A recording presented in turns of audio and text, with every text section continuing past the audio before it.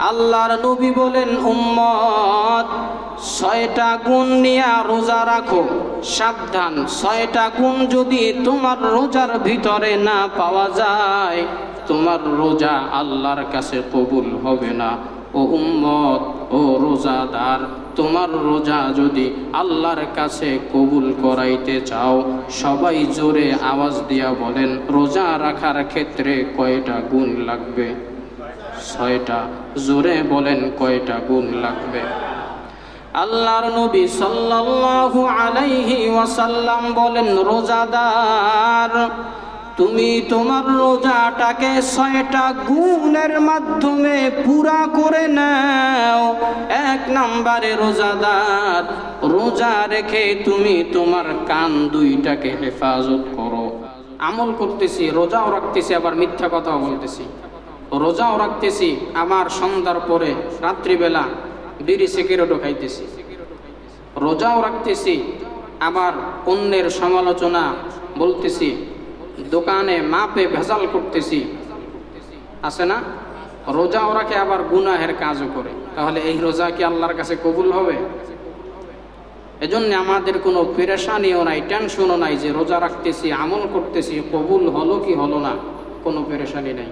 কারণ আমাদের আমল কম। যার টাকা কম তার পেরেশানি কম, যার টাকা বেশি তাদের পেরেশানিও কি একটু বেশি। এজন্য যাদের আমল বেশি ছিল তারা একটু পেরেশানিও বেশি করেছেন যে আমি আমল করলাম, আমার আমলটা আল্লাহ তাআলার কাছে কবুল হইল কি হইল না, বড় টেনশন। সাহাবায়ে কেরাম বড় পেরেশানিত থাকতেন যে তাদের আমল আল্লাহ তাআলার কাছে কবুল হয় কি হয় নাই, এজন্য তারা পেরেশানিত থাকতেন।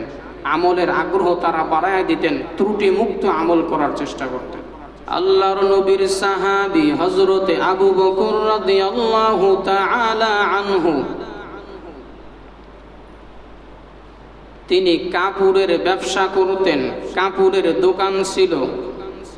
তার দোকান থেকে একজন মহিলা একবার একটা কাপড় ক্রয় করে নিয়ে গেল। কয়েকদিন পর তার দোকানে এসে কাপড়টা ফেরত দিয়া দিল।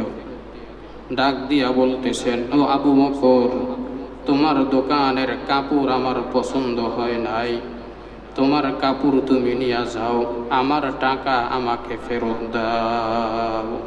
তো সাহাবায়ে কেরাম যারা বড় বড় আল্লাহওয়ালা, ইমাম আবু হানিফা রহমতুল্লাহ আলাইহি, তারও ব্যবসা ছিল। আর এখন আমি হুজুর যদি ব্যবসা দেই, দোকান দেই, চাকরি থাকবে? আপনারাই বলবেন যে হুজুর দোকান দেয়, এর পিছনে নামাজ পড়ব। অথচ ইমাম সাহেবদের, আলেমদের আলাদা একটা ব্যবসা থাকা দরকার। কারণ আপনারা যে পয়সা দেন, টাকা পয়সা দেন, এতে আমাদের ফ্যামিলি নিয়ে চলাটা হিমশিম খেতে হয়, কিন্তু আমরা তো পারতেছি না। তো এরকম ভাবে সাহাবায়ে কেরাম সহ বড় বড় উলামায়ে কেরাম যারা ছিল, সবারই কি ছিল? আলাদা ব্যবসা ছিল। দিনের কাজও করেছেন, ব্যবসায়িকও তাদের বিভিন্ন কিছু ছিল। কিন্তু এখন বর্তমান পরিস্থিতির সাথে মিল রেখে আমরা পারতেছি না, কারণ ব্যবসা মানি ভেজাল। ব্যবসা যারা করে অধিকাংশই ভেজাল করে, যার কারণে আমি ইমাম সাহেব যদি এখন ব্যবসা করি, তখন সবার ধারণা হবে ইমাম সাহেব মনে হয় ভেজাল করে, মিথ্যা বলে। তাহলে তো তার পিছে নামাজ পড়াটা, মানুষের ইক্তেদা করাটা ইতমিনান হবে না, তাদের ভিতরে ওরকম মুহাব্বত, ভালোবাসা পয়দা হবে না, ঠিক না ঠিক? তো এরপরও স্বচ্ছভাবে, সঠিকভাবে আমাদের জন্য ব্যবসা করা কি জরুরি। হযরতে আবু বকর এবার কাপড় ফেরত দিলেন, কাপড় রেখে দিলেন, টাকা ফেরত দিয়া দিলেন। গভীর রজনীতে মসজিদে নববীতে বসে হযরতে আবু বকর কান্না করতেছেন। আল্লাহর নবী সাল্লাল্লাহু আলাইহি ওয়াসাল্লাম বলেন, ও আবু বকর, এত গভীর রজনীতে মসজিদে নববীতে বসে বসে একা একা কান্না করার কি প্রয়োজন? হযরতে আবু বকর বলেন, নবী, আমার দোকান থেকে একজন মহিলা কাপড় নিল, 2-1 দিন পরে ফেরত দিয়া টাকা নিয়ে গেল। বলে কেন? বলে তা আমার কাপড় নাকি তার পছন্দ হয় নাই, তো এখানে কান্নার কি দরকার? হযরতে আবু বকর বলে, নবী, আমি এটা চিন্তা করে কান্না করতেছি, আমি রমজানের রোজা রাখলাম, আমি তারাবিহের নামাজ পড়লাম, আমি কোরআন তেলাওয়াত করলাম, আমি যাহা কিছু করলাম, আমি যাকাত দিলাম, আমি হজ করলাম, আমার সব কিছু আল্লাহ তাআলার কাছে কবুল হয় কি হয় না টেনশন।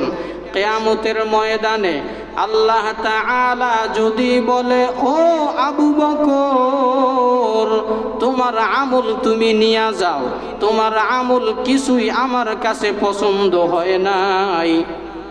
কারণ আল্লাহ বলেছেন, ইন্নাল্লাহা আশতারা মিনাল মুমিনিনা আনফুসাহুম ওয়া আমওয়ালাহুম বিআন্না লাহুমুল জান্নাহ। আল্লাহ তাআলা মুমিনদেরকে তার জানমালের বিনিময়ে জান্নাত বিক্রি করেছেন। আল্লাহ তাআলা যদি বলেন, ও আবু বকর, আমার জান্নাত আমাকে ফিরাইয়া দাও, তোমার আমল তুমি নিয়ে যাও। কেন? আল্লাহ যদি বলে, আবু বকর, তোমার আমল আমার কাছে পছন্দ হয় নাই, ও নবী, তখন আমি কিয়ামতের ময়দানে আল্লাহ তাআলার কাছে কি জবাব দিব? এই টেনশন করে, এই চিন্তা করে আমি আবু বকর কান্না করতেছি। এরে মুসলমান নবীর উম্মতের দল, হযরতে আবু বকর জান্নাতের সার্টিফিকেট প্রাপ্ত প্রথম সাহাবী। হযরতে আবু বকর দুনিয়াতে জান্নাতের সুসংবাদ পেয়েছেন। আল্লাহর নবীর প্রথম খলিফা। দুনিয়াতে আল্লাহর নবীর যত উম্মত আছে, সমস্ত উম্মতদের মধ্য থেকে সর্বশ্রেষ্ঠ মানুষ হলো হযরতে আবু বকর। হযরতে আবু বকর আমার নবীর প্রথম খলিফা। হযরতে আবু বকর যদি এত টেনশন আর পেরেশানিত হতে পারেন, আপনার আর আমার আমলের কি খবর? আপনার আর আমলের ভিতরে রিয়া, আপনার আর আমার আমলের ভিতরে অহংকার, হিংসা, লোক দেখানো। হযরতে আবু বকর যদি এত পেরেশানিত আর টেনশন করতে পারেন, চিন্তা করা দরকার আপনার আর আমার আমলের ক্ষেত্রে কতটুকু পেরেশানিত আর টেনশন করা দরকার। অথচ আপনার আর আমার ভিতরে কোনো পেরেশানি নাই, কোনো টেনশন নাই, আরো বড় মেয়া ভাব। ঠিক নেই? হাজি সাহেব হজ করেছে, হাজি না বললে মাথা গরম। ঠিক নেই? আরো বড় গলায় বলে, আমি 5 বার হজ করেছি। দান করেছে, দানবীর না বললে মনটা খারাপ। মসজিদে টাকা দিয়েছে, দুআর সময় নাম বললে মাথা গরম, ওই মসজিদে আর যাব না, নামাজই পড়ব না। এমন কোয়ালিটির লোক আছে না নাই? ভাইরা আমার, বন্ধুরা আমার, এজন্যে পেরেশানিত হওয়া দরকার। রমজান আসলো, রোজা রাখলাম, কবুল হইল কি হয় নাই, পেরেশানিত হওয়া দরকার। এজন্যে আল্লাহর নবী বলেন, উম্মত 6টা গুণ নিয়ে রোজা রাখো, সাবধান। 6টা গুণ যদি তোমার রোজার ভিতরে না পাওয়া যায়, তোমার রোজা আল্লাহর কাছে কবুল হবে না। ও উম্মত, ও রোজাদার, তোমার রোজা যদি আল্লাহর কাছে কবুল করাইতে চাও, সবাই জোরে আওয়াজ দিয়া বলেন, রোজা রাখার ক্ষেত্রে কয়টা গুণ লাগবে? 6টা। জোরে বলেন, কয়টা গুণ লাগবে? আল্লাহর নবী সাল্লাল্লাহু আলাইহি ওয়াসাল্লাম বলেন, রোজাদার, তুমি তোমার রোজাটাকে 6টা গুণের মাধ্যমে পুরা করে নাও। 1 নম্বরে রোজাদার, রোজা রেখে তুমি তোমার কান 2টাকে হেফাজত করো। কেমনে তুমি হেফাজত করবা? ও রোজাদার, রোজা রেখে কানের মাধ্যমে অশ্লীল কিছু শুনিও না, কারো মিথ্যা কথা শুনিও না, গীবাত শিকায়াত তুমি শুনিও না, অশ্লীল খারাপ কাজ থেকে তুমি তোমার কান 2টাকে হেফাজত করো। 2 নাম্বার নবী বলেন, তুমি তোমার 2 চোখকে হেফাজত করো, অশ্লীল খারাপ কোনো কিছু দেখা থেকে তুমি তোমার চোখ দুইটাকে হেফাজত করো। 3 নাম্বার নবী বলেন, ও রোজাদার, তোমার রোজাটাকে যদি আল্লাহ তাআলার কাছে কবুল করাইতে চাও, 3 নাম্বারের গুণ অর্জন করো, তুমি তোমার জবানটাকে, জিহ্বাটাকে তুমি রমজান মাসে হেফাজত করে নাও।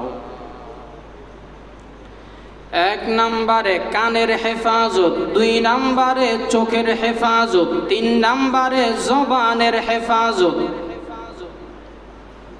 জবানের হেফাজত কিভাবে করবা? বলে জবান দ্বারা মিথ্যা বলা যাবে না, অন্যকে গালি দেওয়া যাবে না, কারো গীবত শিকায়াত করা যাবে না, এই জবান দ্বারা হারাম মাল ভক্ষণ করা যাবে না। জবান দ্বারা যত অপকর্ম হয়, যত খারাপ কাজ হয়, সমস্ত খারাপ কাজ থেকে তুমি তোমার জবানটাকে হেফাজত করে নাও। নবী বলেন, উম্মত, 6টা গুণের মাধ্যমে যদি রোজা রাখো, তোমার রোজাটা আল্লাহ তাআলার কাছে কবুল হবে। 3 নাম্বারের গুণ, তুমি তোমার জবানটাকে হেফাজত করে নাও। 4 নাম্বারের গুণ, উম্মত, তুমি তোমার অন্তরটাকে হেফাজত করে নাও। বলে কেমনে অন্তরটাকে হেফাজত করবা? ও রোজাদার, তুমি অন্তর দ্বারা কারো ক্ষতি করার চিন্তা করিও না। অন্তর দ্বারা যত খারাপ কাজ হওয়ার আশঙ্কা থাকে, সমস্ত খারাপ কাজ থেকে তুমি তোমার অন্তরটাকে সংযত রাখো, বিরত রাখো। নবী বলেন, 4 নাম্বারের গুণ অর্জন করে রোজা রাখো, আল্লাহ তাআলা তোমার রোজাটাকে কবুল করবেন। রহমাতুল লিল আলামিন বলেন, 5 নাম্বারের গুণ অর্জন করো রোজাদার, তুমি তোমার কানটাকে হেফাজত করবা, চক্ষু হেফাজত করবা, জবান হেফাজত করবা, অন্তর হেফাজত করবা। 5 নাম্বারে তুমি তোমার শরীরের অন্য অন্য অঙ্গ প্রত্যঙ্গ গুলিও হেফাজত করে নাও। শরীরের হাত পাও গুলি হেফাজত করো, রমজানে সংযত রাখো। ও উম্মত, 5 নাম্বারে তুমি তোমার অন্য অঙ্গ প্রত্যঙ্গ গুলিকেও রমজানে গুনাহের কাছ থেকে হেফাজতে রাখো, দূরে রাখো, সংযত রাখো। 6 নাম্বার নবী বলেন, রোজা যদি আল্লাহর কাছে কবুল করাইতে চাও, ও রোজাদার বান্দা বান্দি, তুমি রমজান মাসে ইফতারি এবং সাহারিতে সাবধান, হারাম খাইও না, হালাল খাও। আল্লাহ তাআলার কাছে তোমার রোজা অবশ্যই কবুল হয়ে যাবে। 6 নাম্বারে নবী বলেন, হালাল খাও, সাহারি আর ইফতারে কি খাও? এজন্য আল্লাহ বলেন, ইয়া আইয়ুহান নাসু কুলু মিনাত তাইয়্যিবাতি ওয়া'মালু সালিহা। আল্লাহ তাআলা বলেন, হে ঈমানদারের দল, সাবধান, ইবাদত করিও না, তবে ইবাদত করার আগে তুমি হালাল খাও, পবিত্র খাবার খাও। তুমি তোমার পেটের ভিতরে যদি হারাম খানা ঢুকাইয়া দাও, আর হারাম খানা ভক্ষণ করে তুমি যতই ইবাদত করো, তুমি যতবার হজ করো, তুমি যত কোটি টাকাই দান করো না কেন, যত বড় মসজিদ আর মাদ্রাসাই তুমি বানাও, ও উম্মত, হারাম ভক্ষণ করলে আমি আল্লাহর কাছে কোনো নেক আমল কবুল করা হবে না। এজন্য নবী বলেন, 6 নাম্বারের গুণ অর্জন করো, সাহারি আর ইফতারে হালাল খাও। কি খাও? জোরে বলেন, কি খাও? হালাল খাও। আজকে তো আমাদের সমাজে হালাল খাবার লোকের বড় অভাব। শতকরা আমার মনে হয় অনেক মানুষ এই সুদের সাথে জড়িত, কিস্তিতে টাকা উঠায়, কিস্তিতে টাকা লাগায়, আছে না নাই? অভাব নাই। এজন্য আমাদের বেঁচে থাকা দরকার বাজান। জান্নাতে আপনিও যাবেন, আমিও যাব, কারোর সাথে আমাদের কোনো দুশ্মনী নাই, কোনো শত্রুতামি নাই, আমরা সবাই একই সাথে কাঁধে কাঁধ মিলাইয়া জান্নাতে যেতে চাই। নবী বলেন রোজা যদি কবুল করাইতে চাও 6 নম্বরে তুমি হালাল খাও। কি খাও? হালাল খাও। এজন্য হালাল খেতে হবে, হারাম থেকে বেঁচে থাকতে হবে। শুধু সুদ কিস্তি না, আরও কতভাবে আমরা হারামের সাথে আমরা জড়িত আছি। ব্যবসা করি ভেজাল করে হারাম, গাড়ি চালায় ভেজাল করে হারাম, আছে না? বলে গাড়ি চালায়, এটা আবার হারাম হয় কিভাবে? বলে যেখানে ভাড়া 50 টাকা, এক অপরিচিত ব্যক্তিকে বলে 100 টাকা, আপনি 1000 টাকা কামাই করলেন, পুরোটাই হারাম 50 টাকার কারণে। এজন্যে সবার সাথেই কি রাখতে হবে? সামঞ্জস্যতাপূর্ণ রাখতে হবে, হক হালালভাবে চলতে হবে। সব ক্ষেত্রে কি আছে? হারামের গন্ধ আছে। শুধু কিস্তিতেই হারাম এমন না, আরো অনেক কিছুই আছে, সমস্ত কাজেই কি আছে? হারাম আছে। এজন্য নবী বলেন রোজা যদি কবুল করাইতে হয় তাহলে 6 নম্বরের গুণ কি? হালাল খাইতে হবে। কি করতে হবে? হালাল খেতে হবে। অপরকে যদি খাওয়াইতে চাই সেটাও হালাল খাওয়াইতে হবে। নবী বলেন এই 6 গুণ অর্জন করে যদি রোজা রাখো আল্লাহ তাআলা তোমার রোজাকে কবুল করবেন। শুধু কবুল করবে এমনটা না, নবী বলেন কিয়ামতের ময়দানে এই 6 গুণওয়ালা রোজাদারকে আল্লাহ বলবেন আস-সাওমু লি ওয়া আনা আজিবি, ও রোজাদার তুমি আমার আর আমি আল্লাহ হইলাম তোমার। সুবহানাল্লাহ। তাহলে 6 গুণওয়ালা রোজাদারকে আল্লাহ বলবেন তুমি আমার আর আমি তোমার। সুবহানাল্লাহ। তাহলে এই 6 গুণ আপনার আর আমার ভিতরে আছে কিনা একটু চিন্তা করা দরকার। কারণ এখনো 10 দিন সময় আছে। ইতিপূর্বে যদি আমরা এই সমস্ত কিছুর হেফাজত না করে থাকি, গুণ অর্জন না করে থাকি, এখনো যেহেতু 10টা দিন সময় আছে, আমরা এখন থেকে চেষ্টা করলেও আশা করা যায় আমরা কিছুটা হলেও আগাতে পারবো। এই 6টা গুণ অর্জন করব। রমজান মাসে অনেক আল্লাহর বান্দারা তো আছে, কাজ নাই, কি করবে? অশ্লীল ছায়াছবি মোবাইলে দেখে, আছে না নাই? অশ্লীল গান শুনে। ও ভাই আপনি কোরআন তেলাওয়াত তো শুনতে পারেন, ওয়াজ শুনতে পারেন, নেটে তো কত হালাল জিনিস আছে, সেগুলো আপনি দেখেন। অশ্লীল কেন দেখবেন আপনি রমজানে রোজা রেখে?